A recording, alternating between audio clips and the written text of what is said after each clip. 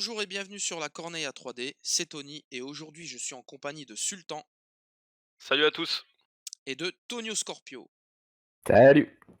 On se retrouve pour un nouveau podcast qui va concerner les derniers leaks en date. Donc ce week-end on était en tournoi et on a vu qu'il y avait eu plein de petites nouvelles qui avaient filtré sur la toile. On va pouvoir commencer tout de suite à parler des unités qui nous ont été montrées là sur les réseaux, sur les Discord, sur les Facebook. Et on va commencer fort, on va parler d'une unité pour le peuple libre, les Frozen Shore Bear Riders, donc les chevaucheurs d'ours de la grève gelée.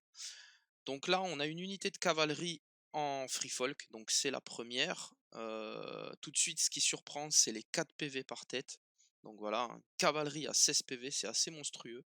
Il me semble que le coup en point aussi a leaké et que ce serait 8 points. On peut voir qu'elle a 4 en mouvement. Les statistiques d'attaque, on voit qu'il y a du tir sur du 4+, 4 tirs sur les deux rangs, du 3+ au corps à corps sur du 6-4 au niveau des rangs, avec les mots-clés Vicious Thundering Précision, rien que ça. Une 4+ en sauvegarde et un 6 en morale, tout à fait honnête pour du peuple libre. Ah, Tonio, je te laisse la main, c'est ton La peuple. main, la priorité Ah bah oui, hein. sur ces figues, magnifiques. Non, bah, ça va être une option de plus un peu pour jouer entre guillemets «élitiste» avec, les géants qui viennent de sortir. Donc des choses, qui sont quand même intéressantes d'un point de vue, offensif avec les 3 mots clés. Le raid leader qui va pouvoir ajouter un dé d'attaque et toucher sur du 2+. Le mouvement qui peut être compensé par, l'Edival ou Ygritte, pour aller impacter, directement et avec les 16 points de vie, ça va pouvoir quand même, tanker plus que correctement. On pense aussi à Rattleshirt où on avait vu que dans les cartes, ça allait impacter la cavalerie. La cavalerie est là, donc la petite, carte pour avoir plus un sauvegarde, ça va être assez sympathique. 3 de sauvegarde, 6 de morale, 16 points de vie. Ça va pouvoir tenir. Ah, ça va être une super unité, je trouve, même si en 8 points, ça peut paraître cher en free folk. Elle va débloquer pas mal de choses. Déjà, ils vont moins craindre la cavalerie maintenant, parce qu'ils vont pouvoir être capables de la chasser. Et puis mine de rien, ça reste une unité à 4+ de sauvegarde, donc quelque chose d'assez. À part les Ten, il n'y a pas grand monde, il n'y a pas d'autres figurines qui ont 4 de sauvegarde. Et puis voilà, c'est de la gueule, quoi. C'est des piqueuses sur des ours. Au bout d'un moment, que demande plus le peuple, quoi? Voilà. Vous vouliez du fantastique, vous vouliez du monstre, vous êtes servi. Ah, exactement. On va continuer au niveau des unités avec une unité Greyjoy, encore une. Décidément, ça va vite avec cette faction, hein, on est gâté. Qui sont les Black Tide Chosen. Donc, on a là une unité d'infanterie qui coûterait 7 points. euh, une stat offensive tout à fait honnête, hein, 7-5-4 sur du 3+. Une belle armure pour du Greyjoy, 4+. C'est la deuxième unité qui a autant d'armure, hein, tout le reste est à 5 ou 6. Un 6 en morale, c'est aussi très bien pour cette faction. Un ordre qui est, on ne le présente plus, Martial Training, qui est très bien, hein, parce qu'on manquait de vulnérables en Greyjoy, vous le savez bien. Une capacité Dauntless qui permet de se soigner quand on réussit un test de morale ou de panique, parce qu'on manquait de soins en Greyjoy. Par contre, cette unité, elle n'aura pas le mot pillage. Donc voilà, c'est une unité un peu différente. Par contre, elle aura Divide the Spoils, qui est une capacité qu'on avait vue chez les archers. Donc en fait, avec eux, pareil, un petit rôle de soutien, de tanking, mais ils vont pouvoir aider les copains en distribuant des pillages quand eux vont faire des rangs sur l'ennemi. C'est une super unité, hein. Les figurines, on les a vues, alors il faut regarder sur le Facebook, ou le Discord, on a vu l'arrière de la boîte et les figurines ont l'air assez jolies, un style très viking, assumé. Et j'aime beaucoup le profil. Au début, je trouvais que 7 points, ça me paraissait un peu embêtant puisque 7 points, ça commence à être un peu bouché chez les Greyjoy avec les Ironmaker et les Swordsmen. Mais faut voir que voilà, ça va être une unité de soutien un peu résistante, on va dire, qui peut tenir un peu son flanc, en 1 contre 1 et qui va pouvoir donner des pillages tokens à longue portée. Partial Training, ça va super bien parce que du coup, on est sûr de pouvoir rentrer les dégâts et mine de rien, c'est les premiers Black Tide donc j'ai hâte de voir, ce qu'on va pouvoir faire avec eux, et les futures sorties qu'il y aura, quoi. Ouais, c'est assez intéressant comme unité, plus de soutien effectivement avec, la redistribution des pillages tokens. Il y a pas mal de cartes dans le deck tactique qui nécessitent de consommer des pièges tokens et là de pouvoir en redonner aux copains, ça fait une deuxième unité avec les archers pour en remettre là où il y a besoin. Donc moi je trouve ça assez intéressant. Mmh.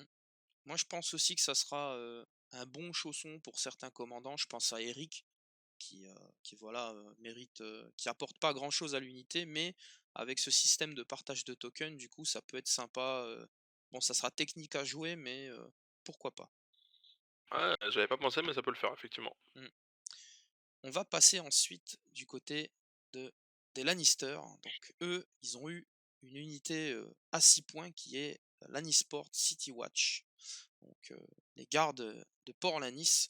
Une unité, je l'ai déjà dit, à 6 points, heu, avec une stat offensive plutôt correcte, on va le voir. Donc 7-7-4 sur ses rangs sur du 4+, parce que, ben, je le redis, 6 points, mais la plupart des unités à 6 points, c'est quand même du 4+ pour toucher.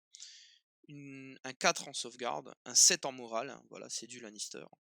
Par contre, on va avoir un ordre qui est Adaptive Style. Donc cet ordre-là, vous allez l'utiliser soit quand vous êtes attaqué pour avoir +1 sur vos jets de défense, soit pour faire +1 touche quand vous attaquez par rapport à vos rangs restants. Donc en fait, au maximum de vos rangs, vous pouvez faire 10 touches en attaquant. Et un ordre qui est, pas un ordre, pardon, une capacité qui est inédite, le Domineering Pride. Donc en fait, quand vous allez être engagé avec un ennemi qui a moins de rangs que vous allez être immunisé au moral. Donc l'immunité au moral, on l'avait vu avec les dragons, ça a sauté. Mais là maintenant, ce sont des Lannister qui l'ont. C'est quand même assez incroyable. Ah, c'est la fierté du lion, c'est les mecs qui sont en mode, rien ne peut nous arriver. Puis bon, après il y a des raiders, il y a des Rivers Greyjoy qui arrivent de flanc et c'est fini, quoi. Mais, C'est méchant. c'est méchant, mais c'est vrai. Après, non, j'aime beaucoup l'unité, ne serait-ce que par les 2 nouvelles capacités, ça montre que les développeurs ont encore des idées en tête de nouvelles capas, et c'est plutôt bien. J'aime bien l'ordre qui est, très flexible, et ça me paraît être une bonne unité pour Chausson de commandant aussi. C'est un peu fragile en morale, mais on va dire qu'en Lannister, tu sais jouer avec parce que tu fais tellement de tests de panique que ça va, quoi.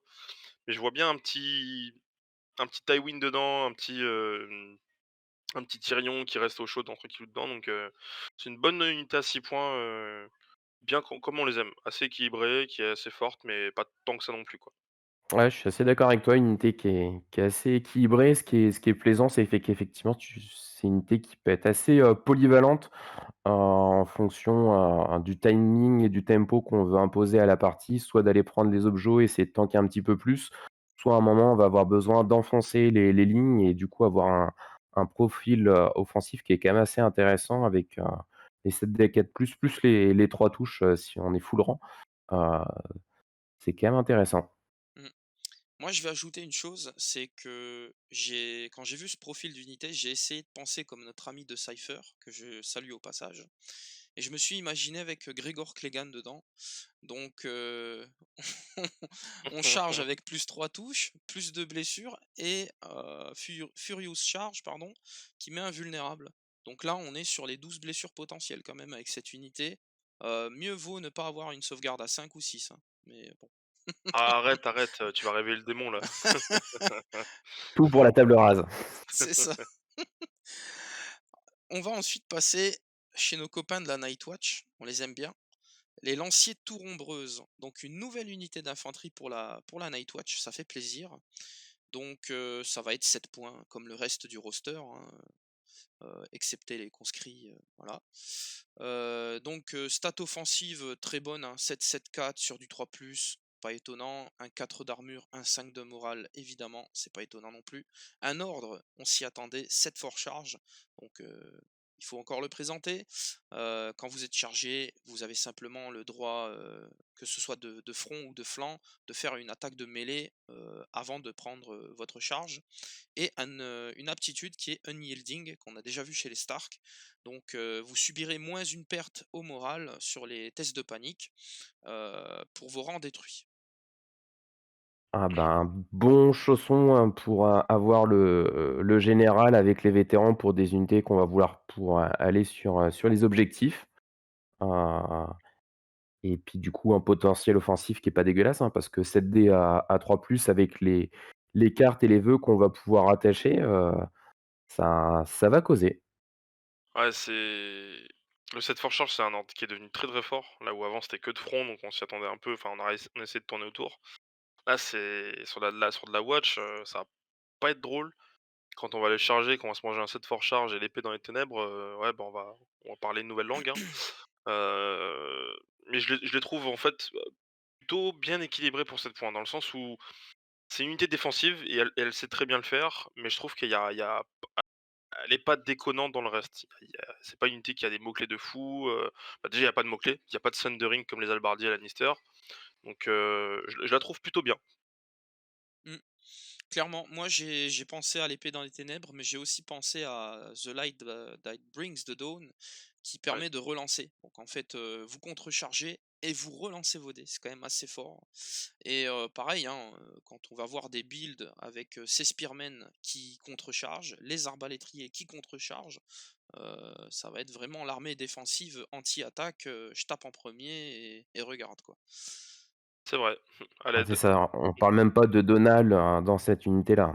Oui, qui va bloquer, des touches, enfin, on va avoir des piquets Targaryens en Nightwatch, quoi. Ah puis il y a va qui peut apporter le Sundering aussi si on contrôle la bourse, donc pour retaper derrière, C'est ça, ça va pas faire que tanker. clairement. On va finir au niveau des révélations d'unités avec, les House Mormont Bruisers pour la faction des Stark. Donc, une nouvelle unité de la maison Mormon, c'est sympa. Heu, une stat offensive, très correcte, hein, on est sur du 3+, 7, 6, 5. Au niveau du coup en points de l'unité, on est sur 7 points aussi. Par contre, on a un 5 en armure, ce qui est assez faiblard, un 6 en morale, ce qui est, normal pour du Stark, on va dire. Mace and Spike, donc les aptitudes, en fait, quand vous allez perdre des rangs, vous allez gagner des bonus. Donc en fait, même principe que pour, les She-Bears, sauf que là, vous allez gagner des mots-clés, donc il y aura Critical Blow, Précision et la relance des dés d'attaque. Et on va compléter cette unité avec Counter Strike, donc j'avoue que je sais pas trop ce que ça vient faire là, mais on peut toujours le prendre, histoire de dire, qui s'y frotte s'y pique à ces mecs-là, si vous attaquez, mieux vaut ne pas être affaibli parce que vous allez reprendre des touches et vu comment eux, ils peuvent taper en retour, ça peut faire mal.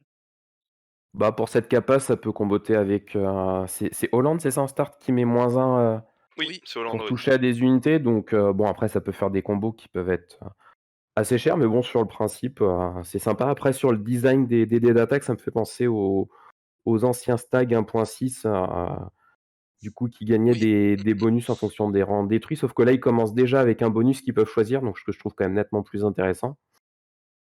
Donc c'est pareil, ça va être une unité qui va pouvoir, choisir, qu'elle va avoir besoin, en fonction de ce qu'il va y avoir en face. S'il y a de l'armure, le précision, si on est en charge et qu'on tape de la sauvegarde assez faible, aller chercher, le maximum de touches pour faire le maximum de dégâts ou si on est engagé, avoir une reroll. Donc je trouve ça plutôt pas mal.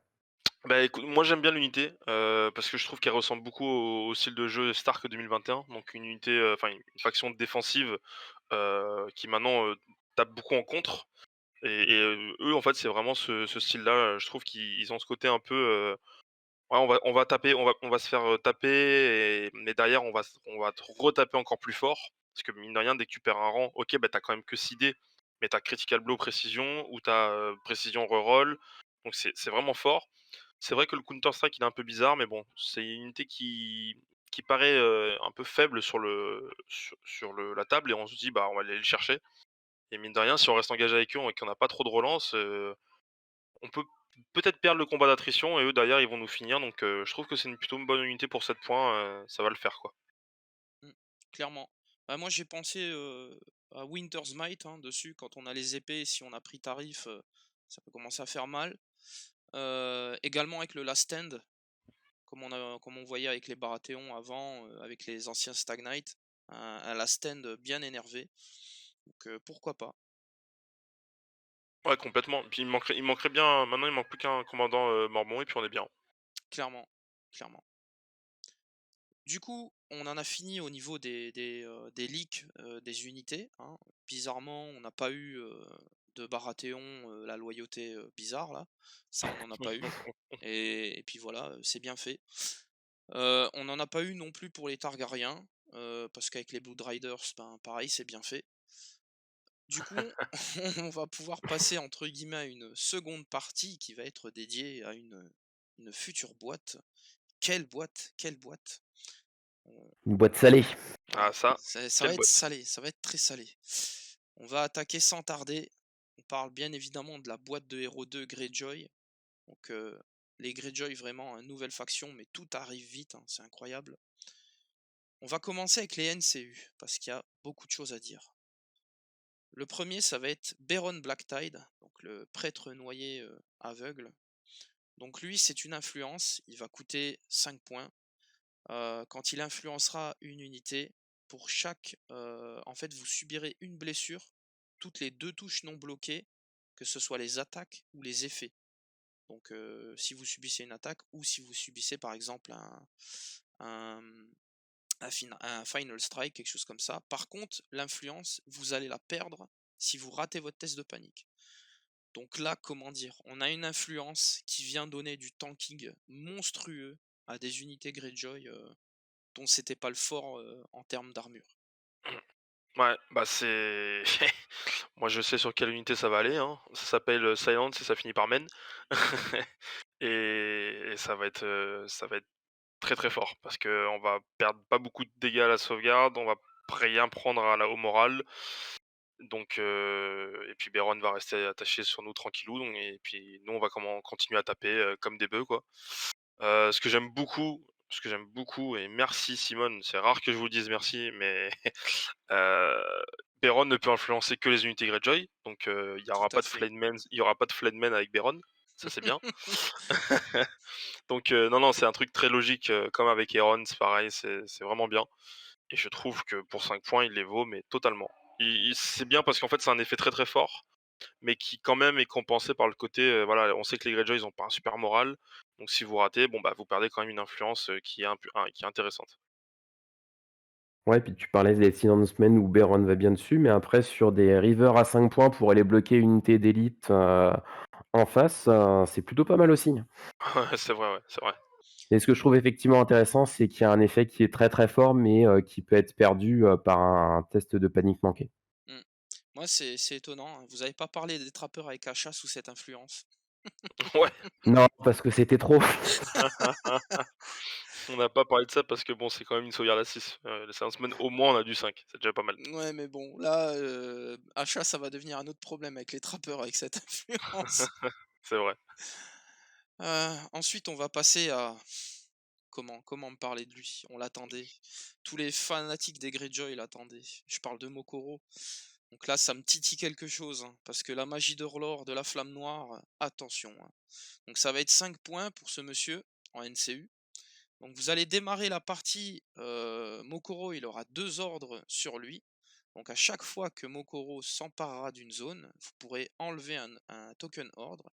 Vous pourrez à ce moment-là avoir des visions dans les flammes et regarder le haut du deck, donc la première carte de votre deck ou du deck adverse. Et si ça vous plaît ou si ça vous plaît pas, bah vous mélangez ce deck. Et une fois par partie, quand Mokoro s'emparera d'une zone, vous pourrez remplacer l'effet en faisant revenir un attachement ami qui a été détruit précédemment. Vous remplacerez une figurine dans l'unité où il reviendra et vous ignorerez la règle d'attachement. Bonjour Mokoro, bienvenue, on t'attendait tous. Et qu'est-ce que tu nous déçois pas, quoi. Enfin, il est top, il y a rien à dire. 2 ordres, c'est parfait parce que c'est pas trop fort ni pas assez, on va dire. Même si j'aurais préféré 3, mais bon, ça c'est c'est les goûts perso. J'adore son effet, ça va, c'est super bien, ça fait vraiment le côté, devin de roller qu'il est, quoi, et son effet une fois par partie, il est tellement fort. Je veux dire le côté déjà de ramener un attachement, c'est fort, mais en plus de ramener un attachement dans une unité où il y en a déjà un, enfin imaginez vous venez de perdre votre Victarion Relentless, hop là, je le remets dans une unité où il y a Achat qui donne 5 de morale. Ah beh, bonjour. Là c'est pas drôle. Donc pareil, je trouve qu'il vaut ses 5 points, tout entier comme Beron, quoi. Bah, avec la production des experts duellistes, on est content d'avoir cette capacité-là de ramener, le général à l'opposé de la table et d'aller scorer les points, là où il faut, quand il faut. Heu, bon, tu parlais de Victarion, effectivement, qui a des cartes qui sont fortes pour lui, donc de le perdre assez tôt dans la partie, ça peut être pénalisant. Heu, je pense que c'est effectivement un NCU qu'on risque de voir, et puis après sa capacité pour les cartes est assez sympa, soit pour, pénaliser l'adversaire, une carte très forte, hop, au revoir, ou, chez soi de une carte qu'on a absolument besoin, on veut piocher, est-ce qu'il y a un intérêt à y aller ou pas? Si la carte est nulle, ça va en dessous le deck. Mmh. On remélange tout ça. Ce que j'aime beaucoup, c'est qu'en fait, tu peux faire le imaginons tu mets Mokoro sur la lettre, juste avant, tu mets un petit ordre à lui, tu regardes ta première carte, tu dis: ouais, non, c'est pas ce que je veux». Du coup, je la shuffle et après je repioche 2 autres cartes, imaginons. Et ça peut être vraiment cool parce qu'il y a un genre de petit semi-contrôle de deck. Déjà qu'on avait Roderick, je veux dire là, on va vraiment être vraiment bien, quoi. Mmh. Clairement, hein, moi, je vais encore parler d'elle, achat à un point, mais je veux dire les joueurs Greyjoy qui jouent justement achat dans des trappeurs, qui est une unité vraiment tampon, qui est là pour prendre la foudre et qui, tôt ou tard finit par mourir dans la partie. Mais là, vous faites revenir achat dans une unité potentiellement celle de votre commandant, dans des rivers. Ça veut dire que le Warcry revient, le 5 en morale revient. Enfin, au niveau des attachements, il y a quand même des combinaisons ensuite à faire dans des unités qui peuvent être vraiment mais très très fortes, quoi. Et on va voir ça ensuite également avec les nouveaux attachements qui vont coûter 2 points. Donc faire revenir un attachement qui coûte 2 points, avec les effets qu'ils peuvent donner, ça va être intéressant. Tout à fait, ça va être bien. Ensuite, on va passer à Tristifer Botley, seigneur de Lord Sport, pardon. Donc avec Ironborn Diplomate. Donc lui, il va coûter normalement 4 points. Une fois par partie avec Tristifer, vous allez pouvoir au début d'un round sélectionner une zone du tableau tactique, et si vous le faites, bah, vous direz que cette zone tout simplement ne peut pas être réclamée à ce round-ci. Et un autre effet, une fois par partie, quand un ennemi, quand un NCU ennemi s'active, vous pourrez sélectionner à ce moment-là deux zones, et si ce NCU se place dessus, vous pourrez cibler une unité combattante ennemie et elle deviendra paniquée et vulnérable. Alors, c'est un NCU ultra intéressant, parce que ça fait partie des pour moi des NCU où on se dit: «Bon, on va l'utiliser normalement» et puis il y a un moment donné, ah bah, on va lâcher la bombe nucléaire. Et le round où on a besoin de dire à l'adversaire: «Voilà, tu joues, je sais pas, tu joues Baratheon, bah, je vais dire que la couronne, tu peux pas la prendre. Voilà, tu prendras pas la couronne et hop, tu joues Baratheon, moi j'ai déjà pris, imaginons, je sais pas, la lettre et la bourse, bah, je vais dire que si tu prends les épées et le cheval, bah, tu vas devenir paniqué et vulnérable». Ouais, ça fait chier, hein, ça fait vraiment chier. Donc c'est un NCU dont j'ai hâte d'essayer parce que je trouve qu'il va donner un petit côté contrôle à la faction qu'on n'a pas forcément entre guillemets «besoin», mais qui est très intéressante. Surtout la règle de bloquer une zone du plateau politique, c'est une règle très originale et ce qui est bien, c'est qu'ils l'ont fait en une seule fois par partie. Mais je trouve qu'il va vraiment apporter quelque chose de très inédit à la faction et rien que pour ça, je trouve vraiment bien. Ouais, ça va donner une tempo pour le contrôle du tableau politique assez intéressant, avec Euron qui a aussi une carte, qui qui joue aussi indirectement là-dessus. Il y a des choses intéressantes à faire et à synergiser. Et puis Ouais. bon, on parlera pas du 2e effet pour rajouter encore toujours et plus de tokens. Ah mais moi moi Tristifère, je pense que c'est là où je l'aurais plus souvent, c'est avec Euron. Clairement de dire, je bloque une zone, puis en plus je joue un mind games par-dessus, oh là là là, l'horreur quoi. Ah ben c'est ça, hein, ça apporte vraiment un contrôle du tableau politique là où on s'attend pas trop à ça chez les Greyjoy, mais bon. C'est ça. On va finir niveau NCU Greyjoy avec Asha en sa qualité de Would-Be Queen, donc le Asha version 2, hein. On a une nouvelle Asha pour attraper la figurine du starter. Voilà. Est-ce qu'elle aura un nez? Voilà. Donc avec sa capacité Queen's Promise, donc une influence, et quelle influence! Donc elle devrait coûter 4 points, et quand elle influencera une unité amie, cette unité gagnera +1 sur son moral par pillage token, et par pillage, si elle a les 2 pillages tokens, pardon, elle subira -1 blessure à la panique. À l'aide, à l'aide les combos avec Beron et Asha. À l'aide. ça va être horrible. Il y a Beron qui va influencer une unité, l'autre, achat va influencer une autre unité, puis ça va être, les Greyjoy vont commencer à tanker. Ça va être, ultra bien à jouer, je trouve. L'influence est top. Je veux dire, elle est vraiment bien. Parce que mine de rien, elle joue aussi autour des tokens. Heu, je sais pas, on est une unité qui est un peu dans la merde, on fait un petit run price, on enlève les 2 pillages tokens. Hop là, on met Eric sur la zone, on récupère un pillage token. Eh beh, on a quand même plus en morale, mine de rien, c'est pas mauvais. Donc je la trouve vraiment bien. Je pense qu'on va l'avoir plus souvent et du coup, ça va faire en sorte qu'on verra moins chat à un point. Donc il y aura des vrais choix à faire maintenant et de toute façon cette boîte-là, vous allez voir avec le reste qui ça va nous donner que des choix. C'est vraiment top. Ouais, ça, le plus gros défaut, c'est qu'elle s'appelle achat et qu'il va falloir faire, un choix parmi toutes ces versions. Donc c'est bien, on verra peut-être des listes un peu plus diversifiées avec, pas forcément, trappeur plus achat. On dirait que tu Donc les aimes pas, ça tiens. non, je vois pas ce que tu veux dire. Donc non, non, c'est vrai que du coup, ça va apporter, énormément de variété et des listes du coup qui vont pouvoir être, diversifiées et différentes. Là, les 4 NCU, les 4 nouveaux NCU, moi je les trouve vraiment, top. Donc on verra peut-être un peu moins la triplette magique, Vendamir, Roderick, Eric. Tant quelle triplette. Mais ouais, je pense vraiment qu'il y a des il y a des builds où qui vont se transformer avec des unités qui tout d'un coup vont tanker. Enfin, ça va être, vraiment bien parce qu'en plus le truc d'achat, c'est que c'est pas comme Baron, il y a pas un effet, on va dire, un peu négatif. Le seul effet négatif, c'est ta gestion des pièges, mais en soi sinon tu as une unité qui va tout le temps avoir +2 et ça sera vraiment bien, quoi. Mmh, clairement. On en a fini avec les NCU de la boîte Hero 2 Greyjoy. On va passer du coup aux attachements. On revient sur Achat Greyjoy, donc deuxième version de cette boîte. Cette fois, ce sera un attachement à 2 points. Lady Greyjoy, avec un ordre. Mais quel ordre en Greyjoy? Sentinelle. Donc, quand un ami se fera attaquer à longue portée, vous pourrez effectuer une action de charge ou une action de manœuvre. Donc l'action de charge, ça sera pour cibler l'attaquant, hein, si vous êtes à portée. Et une autre capacité qu'on connaissait chez les Free Folk et qui arrive en Greyjoy, monstrueuse, le Gang Up. Donc toutes les unités, Sacrilège.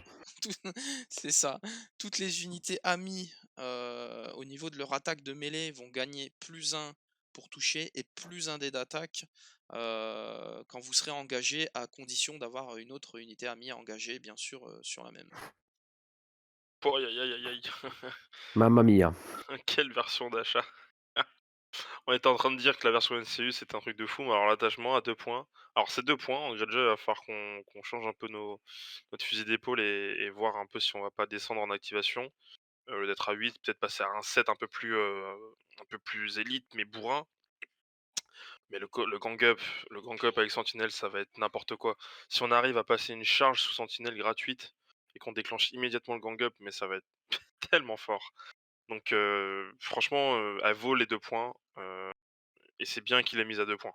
Mmh, clairement. Ah, clairement, ça va apporter de la mobilité avec, à la faction, même si on n'arrive pas à caler la charge, la manœuvre est toujours, appréciable et le gang up, du coup, ça va permettre, notamment aux rivers qui seraient pas chargés en pillage, de bien taper, directement sur, 8D3+ et de monter la cagnotte. C'est ça. Non, mais clairement, hein, cet attachement-là, moi j'y réfléchis dans des listes Victarion, dans des listes Théon pour optimiser le mouvement avec Victarion, mais ça va être un carnage. Un carnage. Ça c'est sûr. Pire que ça ne l'est déjà. Bref. On va ensuite passer à Mokoro, l'esclave d'Urlor, donc sa version d'attachement, qui coûte 2 points. Et aussi, quel attachement. Donc, vous allez avoir un ordre Insight. Donc cet ordre-là, quand vous attaquez, vous pouvez gagner vicieux en mots-clés et vous taperez avec votre plus haut jet de dés. C'est bien parce que vicieux, il n'est pas très répandu à part les Reapers et certaines cartes. Donc avec cet attachement, on le gagne. Et un ordre que je ne pensais pas avoir en Greyjoy, étant donné les quantités de soins, mais il est là, le Supply Head. l'ordre bien connu des conscrits de la Night Watch. Donc au début d'un tour ami, vous pourrez subir jusqu'à 3 blessures dans votre unité avec Mokoro, pour soigner 3 blessures ou moins, en fait vous pourrez soigner 4 par exemple en enlevant 3 dans une autre unité amie à long range. Ça c'est exceptionnel en soins en Greyjoy, hein, franchement, Ouais et en fait, enfin, ça va débloquer tellement de soins que ça va être indécent. On peut faire l'ordre de Mokoro, on peut après s'activer, jouer un Reading Call ou faire un Bless with Stone, Bless with Steel. On peut prendre la bourse par la suite. Ouah, ça va tellement soigner que ça va devenir, un peu crade. Je crains un peu cet ordre-là parce que c'est vrai que c'est assez frustrant à affronter, notamment face à la Watch. Mais mine de rien, c'est 2 points donc voilà, il faudra jongler avec, mais c'est quand même un ordre très, très fort et Insight, bah, j'adore parce qu'on s'est pris un What is Dead, imaginons, et qu'on a quand même les épées. Hop, on a envie de vraiment de taper après comme un bourrin, sans forcément prendre des ressources dedans, genre avec un Iron Price ou quoi que ce soit. Et ben là, hop, Insight, je tape un mon plus au jet de dés, vicieux et on tabasse, quoi. Ah bah, sur des rivers, hein, Sundering Vicieux, il suffit que les Silencemen à côté soient chargés. Bon, Ouais, ouais et là, c'est là, ça va faire des petits trous. c'est le drame.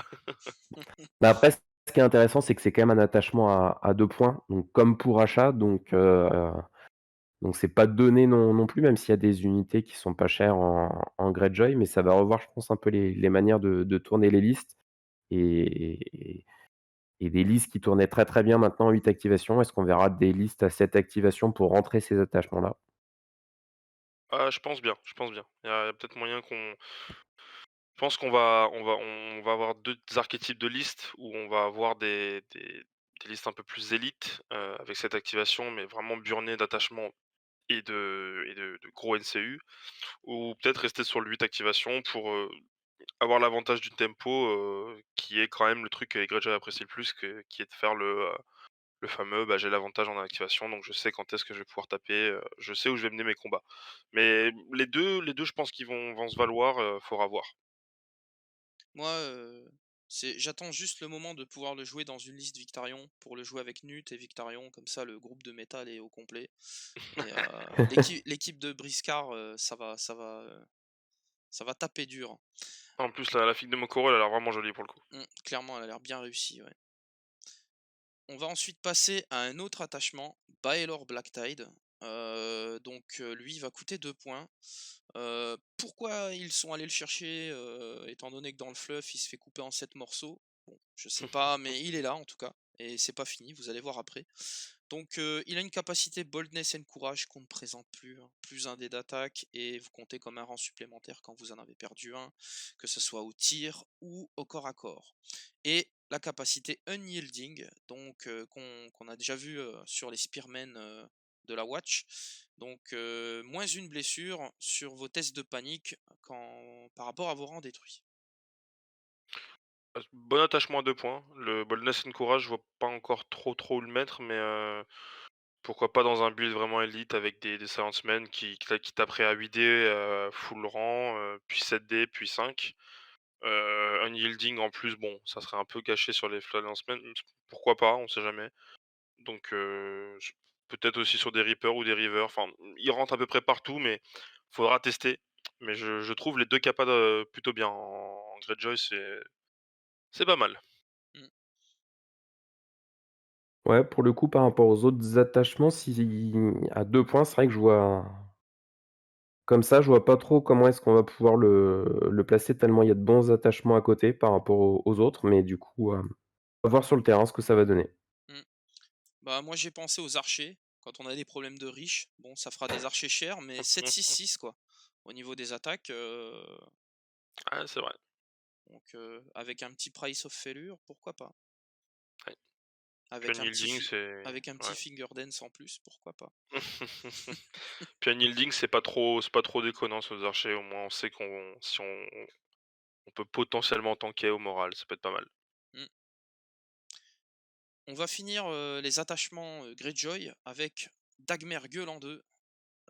Lui, il va coûter un point et il va avoir une aptitude qu'on avait déjà vue chez Belvas le Fort en Targaryen qui est Battle Scars. Donc à chaque fois que vous allez être attaqué, vous pourrez placer un token ordre sur Dagmer, enfin sur l'unité de Dagmer, et vos attaques de mêlée vont gagner avec un token vicieux, avec 2 tokens Sundering, et avec 3 tokens, vous pourrez toujours relancer vos jets avec votre plus haut jet d'attaque. Ouais, sachant que ça se combine les 3, ça peut être pas mal. Bon après en Greyjoy se faire taper 3 fois généralement, il y a un What is Dead qui est passé par là. Mais on sait jamais, pourquoi pas, hein, on peut se faire taper, plein de fois, on fait un What is Dead, on arrive à survivre, derrière on se soigne grâce à Mokoro. Merci le supply aid, puis après, là ça bourre de fou. Donc 1 point pour Dagmer, c'est vraiment bien. Je le trouve vraiment bien l'attachement. Ouais, c'est ça. Après ce qui est un peu dommage, c'est que Vicious et Sundering, dans les unités qu'on pourrait vouloir mettre, c'est des mots-clés qui sont déjà présents dans les unités, hein, les Reapers ou les Reavers, donc il y a des capas qui sont déjà acquises dans les unités. Mais par contre, pour ces 2 unités-là, d'avoir les 2 mots-clés, ça va quand même être, assez fort, hein. Les Reavers, Sundering, Vicious à 5 points, et les Ouais. Reapers qui peuvent manquer effectivement d'output sur de l'armure, avoir le Sundering pour passer des tests de panique, pour faire plus de morts ou se soigner, ça va commencer à causer. Surtout pour un point, au final, c'est pas un investissement qui est très cher. Mhm. Moi je pensais à le mettre dans des Iron Maker moi. Dans des Iron Maker, on sait qu'on va se faire taper, on sait qu'on va pouvoir potentiellement tanker et des Iron Maker qui ont vicieux, Sundering, Critical Blow, ouais, moi je signe. Mhm. Ouais, avec une petite achat en influence, dessus. Ah, tu lu dans mes pensées. Non, mais même, par exemple, dans ceux qu'on a vus tout à l'heure, les Black Tide Chosen, vu qu'ils Oui, auront un 4 d'armure, un Dauntless, ça peut subir les attaques et puis après, mine de rien, quand on combotera Battle Scars avec Martial Training, ça va pas rigoler, hein. oui, Ouais, c'est c'est vrai. vrai. Ouais, ouais, c'est vrai. Mmh. Ou si vous avez envie d'avoir des trappeurs, et de mettre des ressources dessus et qui deviennent efficaces, pourquoi pas? On en a fini du coup avec, ces incroyables attachements, Greyjoy pour la boîte de Héros 2. On va du coup passer aux 2 nouveaux commandants qui nous sont proposés. On va commencer avec Baelor Blacktide, qui aura une version de commandant. Donc sa carte d'attachement, vous allez avoir un ordre dessus qui est To the Last. Donc cet ordre-là, on le connaît bien en Baratheon. Quand vous allez être détruit, quand vous seriez détruit, voilà, c'est plutôt ça le déclencheur, hein, l'unité devra faire un test de morale et sur un succès, vous ne serez pas détruit, vous resterez en jeu avec une blessure, mais vous deviendrez paniqué et vulnérable. Et une autre capacité qu'on a aussi beaucoup vu dans le jeu qui est le Hardened. Donc selon, en fait quand vous allez prendre une attaque ennemie, vous allez bloquer une touche plus une pour chacun de vos rangs détruits. Ouais, Bah, ça c'est une vas-y Tony, je t'en prie. ça va rajouter de la tankiness de fou sur la faction, hein, parce qu'entre ça et le NCU qui permettait de prendre qu'une wound pour les 2 touches, ça va vraiment pouvoir rendre les Greyjoy, très, très résilients. L'Order to the Last en plus qui a priori, selon les discussions de Chinal pourrait peut-être être, revu parce que trop pénalisant pour l'instant pour rester en vie. Entre ça et les What is Dead may never die, en connaissant la capacité de heal des Greyjoy, ça va pouvoir être compliqué de venir à bout de ces saletés. Après le problème de tout de là, c'est que ça a le même trigger que What is Dead, donc ça va être, des choix à faire, on va dire. Mais c'est vrai que si tout de là se change en disant que, imaginons on a juste un test de morale à faire et on reste en vie avec un point de vie et basta. Je pense qu'on se posera la question à ce moment-là si, sur Belor. Ça permettra aussi, par exemple, d'avoir, 2 What is Dead sur 2 unités et Belor qui tient, dans son unité avec tout de l'as, quoi. Donc, ouais, 3 unités qui ont pas envie de mourir, oh, ça commence à être chiant là. Clairement. On va passer à ces cartes tactiques. La première, Lash Out, qui est bien connue. Donc, quand un ennemi va terminer son attaque de mêlée sur vous, si vous n'avez pas été détruit, l'attaquant subira 2 blessures pour chacun des rangs qu'il a détruits chez vous. Donc ça peut être 2 sur un rang, 4 sur 2 rangs. Et si c'est l'unité de Belor qui subit l'attaque, l'attaquant deviendra également paniqué en plus. Ouais, Ouais, lash out en Greyjoy. Aïe, aïe, aïe. C'est comment dire? On a tendance à vite perdre des rangs, donc punir l'adversaire pour nous avoir enlevé des rangs, c'est jamais drôle. Alors, là, ça va pas être drôle, du tout. Un petit lash out, hop, tu pris 4 PV, moi derrière je me soigne et maintenant c'est à moi de te taper. Voilà, c'est bonne carte, j'aime beaucoup. Ça puis du coup, bah, avec les 2 What is Dead et Lord to the Last, bah, des unités qui vont rester à un petit rang, bah, du coup, c'est 4 PV derrière. Ouais, c'est pas Donc trop ça le va fun. être une carte qui va être plus facile à «jouer» entre guillemets, pour des unités qui pourraient déjà être salement amochées et de survivre avec, juste une figurine et de coller son petit lash out. Mmh. Voilà, donc puis ça va être efficace contre les géants, contre, les dragons, contre les chariots, contre tout ce qui a pas 12 PV. Ça va être bien. Ou 16 Heu, PV. Moi j'ai envie de dire, plus que Final Strike en Greyjoy et là banco, hein, on y va, hein. Ça serait, hérésie, je pense. Oui, là je pense qu'on va soulever, non, non, On va Ouais, soulever les masses. ça va être trop là. Ensuite, on va avoir une autre carte qui est Black Tide Resentment. Donc au début de n'importe quel tour, vous allez pouvoir attacher cette carte à une unité combattante amie. Par contre, si vous vous soignez, vous enlèverez cette carte. Donc cette carte-là, l'effet, quand vous allez faire une attaque de mêlée, vous pourrez choisir une condition. Donc soit votre attaque gagne plus un pour toucher et plus un dé d'attaque pour chacun de vos rangs détruits, soit votre attaque va gagner vicieux et si le défenseur rate son test de panique, il subira plus une blessure pour chacun de vos rangs détruits. C'est une carte qui joue avec le feu, mais elle joue bien avec le feu, quoi. C'est c'est c'est vraiment, la punition totale, quoi. On soigne pas, on sait, mais il y a moyen de par exemple, sur un dernier rang, de se dire: «Allez, on envoie la patate», quoi. Donc plus un pour toucher, plus un d'attaque, ça permet à des unités qui sont sur leur dernier rang de taper potentiellement à 6 dés, voire 7 dés et de toucher à 2 plus. Donc ouais, c'est pas si nul que ça, mais c'est une carte qu'il faut faire attention avec, quoi. Parce que il y a un moment donné où il faudra peut-être un moment la perdre tout simplement et dire: «Voilà, ça y est, j'ai fait mes muses avec, maintenant je peux me re-soigner à nouveau et repartir à de plus belle». Mm, Ouais, ça, c'est une carte effectivement utilisée au bon moment, là où il y a besoin, pour apporter le punch nécessaire. clairement. On va ensuite avoir sa dernière carte qui est Black Tide Conviction. Alors juste avant de décrire cette carte, je me demande s'il n'y a pas une erreur au niveau du trigger. Parce qu'actuellement, le trigger, c'est quand une unité amie effectue un test de morale ou de panique, et après le jet de dés. Alors que ce type de trigger, en généralement, c'est avant le jet de dés. Donc je me demande si c'est une erreur de frappe ou si c'est le bon trigger, parce que si c'est le bon trigger, c'est excessivement fort.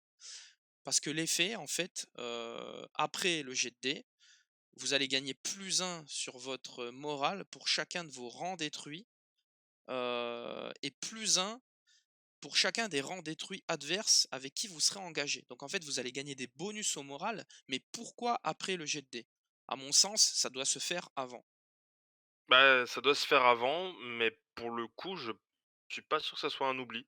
Je pense que c'est un je pense que c'est en fait, ça va bien avec Black Tide Resentment, par exemple, où tu te fais taper, il te reste allez 2 rangs ou un rang, on va dire et derrière, le mec, il se dit: «Ah ah, c'est bon, il va mourir» et là: «Ah bah non, je lance mon jet de morale» et tu joues la carte et en fait, tu meurs pas parce que tu passes ton test à +2, +3, +4 donc effectivement, la logique voudrait que ça soit avant, mais pour le coup, je pense que c'est après et la Ouais, carte paraît très forte, du coup.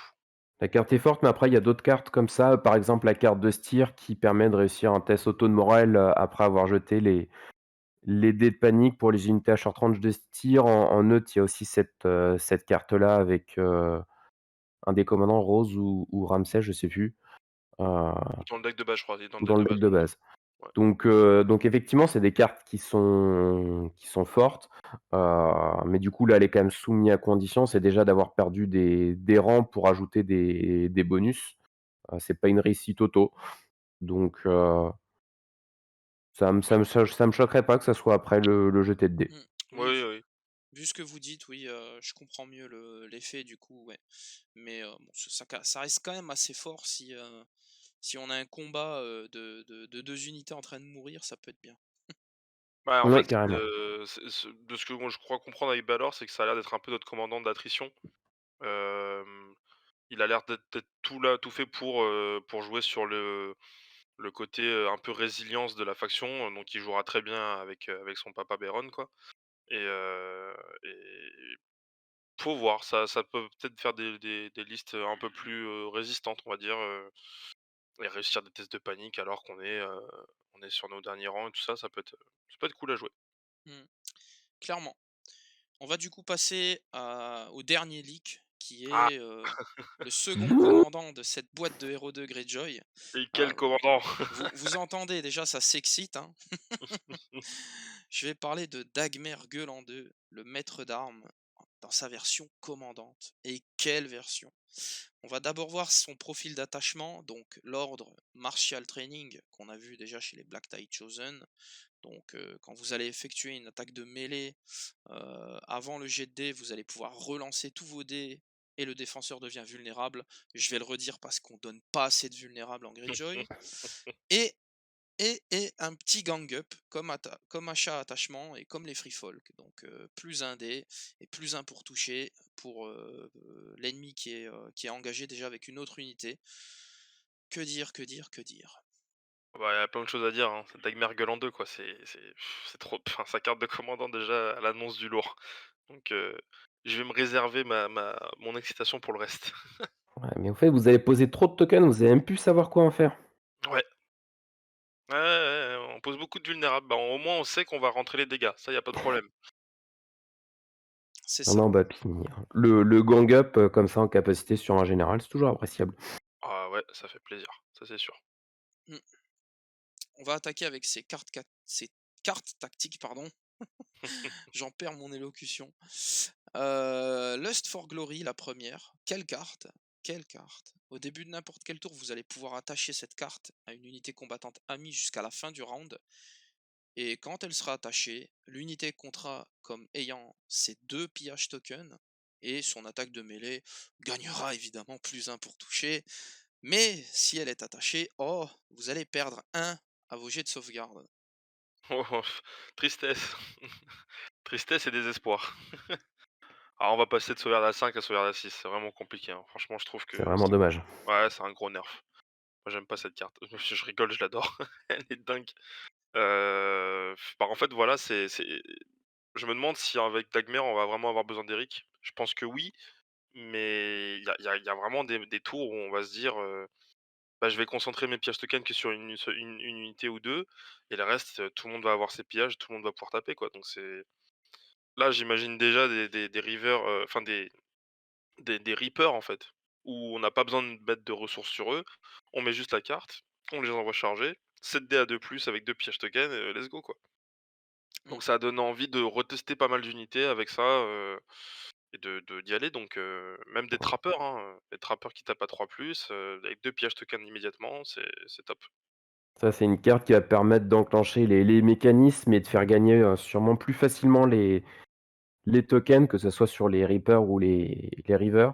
Après, sur les Rivers, on perd, l'intérêt du +1 to hit parce que le 1 reste toujours un échec. Après, ça peut être contrebalancé contre des unités qui mettraient des malus, Oui, pour toucher. Donc ça peut toujours être, intéressant. Bon après, quand on arrive à 2+, c'est quand même plutôt pas mal. c'est ça. Mais ouais, non, c'est plutôt une capa intéressante et effectivement pour des unités qui ont des sauvegardes, qui sont plutôt dans le bas, le -1, c'est pas forcément dramatique. Non, non, non, au contraire. C'est l'effet, on pourrait se dire qu'il est chiant, mais en fait, rien à voir. Enfin, clairement, hein, il ouais. On peut se dire, on démarre la partie, on n'a pas de pillage. C'est pas grave, on a Lust for Glory. Hop, on colle ça sur les Silence Men. On a une aura à -2, on tape à 2 plus. Non mais le carnage quoi. Le ouais. carnage. Ah moi j'imagine déjà Lost for Glory avec l'unité de Dagmer où, tu un gang up en plus engagé, ça pouah là, à l'aide. C'est ça. Ensuite, on va avoir une autre carte. Une carte que tout le monde va aimer, je pense. Knowledge paid in iron. Au début de n'importe quel tour, vous allez pouvoir vous défausser 2 pillages tokens sur une unité amie. Et si vous le faites, vous pourrez choisir un effet. Soit vous reprenez une carte tactique de votre défausse pour votre main, soit vous regardez la main de l'adversaire et vous défaussez une de ses cartes. L'horreur. Il y a pas d'autre mot. Ah non, moi c'est tout l'inverse, le bonheur. C'est c'est le vieux briscard, c'est Dagmer quoi, c'est le mec qui a tout vu, c'est le vieux loup de mer donc ouais, c'est la carte que je trouve vraiment bien, ça manie un peu le côté, fluff et le côté jeu donc alors c'est très fort parce que les 2 effets sont ultra forts, mais ce que j'aime bien, c'est qu'on discard quand même 2 pillages tokens et ça va avec la faction d'essayer de recycler les pillages pour, potentiellement avoir des effets forts et alors rechercher une carte dans sa défausse, bon, je vous j'ai pas envie de vous préciser que la récursion de cartes dans le jeu, c'est fort. Mais alors regarder la main de l'adversaire et enlever une carte, c'était un des anciens effets de ruse en 1.6 et c'était déjà ultra fort. Mais alors là, en Greyjoy, ça va être, en plus début de n'importe quel tour. Donc on commence un round, l'adversaire il commence. Je vais donner un exemple, hein. Tonio, m'en veut pas, mais Free Folk, début de n'importe quel tour. Tiens, je peux rader ta main. Oh, il y a une Lessorд, tiens. Bah alors hop, on l'enlève. Ah là, je pleure. On commence la partie avec Ron, comme ça on défausse et hop. Ah ouais, non, c'est vraiment, vraiment bien comme carte. Elle est vraiment top. Mmh. Non, puis en carte dans le deck tactique à réutiliser en Greyjoy, c'est vrai que vous manquez de cartes intéressantes. Oui, absolument. Donc, on pense au What is Dead May Never Die, We Do Not So, il y a trop de tokens, le Krakenras, Ouais, à chercher des cartes de commandant. c'est Rechercher des ouais. cartes de commandant, ouais, mine de rien. Aller rechercher un Lust for Glory de Dagmer, en fin de partie, là où on a tendance un peu à s'essouffler, c'est vraiment bien. La carte est vraiment bien. Oh, allez, Sans parler de la prochaine qui va être c'est présentée. ça, j'allais le dire. Du coup, on y vient, la troisième carte, et ça sera la dernière chose qu'on abordera dans ce podcast. Encore un vol insensé au Free Folk. Quelle carte, quelle carte, quelle carte en Greyjoy, c'est incroyable. Les Greyjoy avec Dagmer prennent un Coordination Tactics, la carte qui fait beaucoup parler déjà chez les Free Folk, hein, qui est populaire. Au début de n'importe quel tour, vous pourrez cibler deux unités d'infanterie à courte portée l'une de l'autre, et jusqu'à la fin du tour, les deux unités pourront s'échanger leurs capacités, enfin, l'une et l'autre, elles pourront gagner leurs capacités, et vous pourrez immédiatement utiliser en trigger un trigger oui, un I trigger ouais. one used start of a turn, donc un ordre. En fait, typiquement, j'ai du mal à parler, mais c'est l'émotion, hein. J'ai du c'est typiquement, vous voulez un Warcry, ben hop, vous avez un Warcry. Ouais. Encore du token. Ah c'est enfin, je sais même pas quoi dire sur cette carte tellement la myriade de possibilités est là quoi, ça va être n'importe quoi. Parce qu'on échange les capacités de l'unité, donc on échange les capacités des attachements, on échange les capacités, de plein de choses, on échange les pillages, des effets de pillage des 2 autres. Enfin, j'imagine même pas des rivers qui chargent avec l'effet des Silencemen ou des Reapers, rien que des Reapers, ça va être horrible. Donc ouais, ça c'est une carte magique, quoi. Vraiment la carte magique. Sans parler de la capa expert Duelist qui va se balader encore, d'une unité à l'autre. Ouais, ouais, ça va être horrible ça aussi. Mmh. Clairement, hein, moi j'ai pensé au Divide the Spoils, hein. On pique ça aux archers, on charge avec des rivers, on tape et on fait gagner des pillages à son unité et à l'unité de camarades à côté, quoi. On pense aux autres, il Oui. y en a pour tout le monde. Oui, putain, oui, bah, oui, déjà, tu vois? Enfin, tu vois, c'est ce que je disais, c'est la possibilité, elle est infinie. C'est pour ça que la carte est autant appréciée chez les free fall parce que du coup, bah, tes raiders, deviennent, des followers of bone à l'instant ou un cave dweller ou des piqueuses. Là, ça va être pareil avec nous, quoi. On va faire charger des rivers, qui vont prendre Divide the Spoil, qui vont prendre tout le reste, hein, un martial training, des Black Tide Chosen, donc ouais, non, ça va être horrible.